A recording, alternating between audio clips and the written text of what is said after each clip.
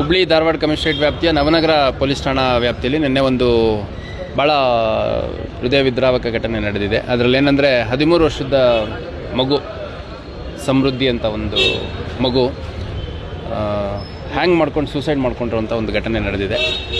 ಭಾಳ ಬ್ರೈಟ್ ಇದ್ದಂಥ ವಿದ್ಯಾರ್ಥಿ 8ನೇ ಕ್ಲಾಸ್ ಓದ್ತಾ ಇದ್ದ, CBSE ಸಿಲೆಬಸ್ಸಲ್ಲಿ ಓದ್ತಾ ಇದ್ದ.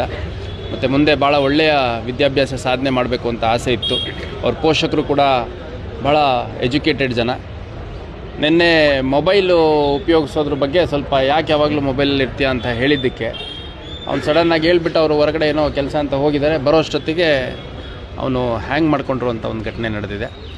ನಾನು ಭಾಳ ಸ್ಪಷ್ಟವಾಗಿ ಎಲ್ಲರಲ್ಲೂ ಮನವಿ ಮಾಡಲಿಕ್ಕೆ ಇಷ್ಟಪಡ್ತೇನೆ.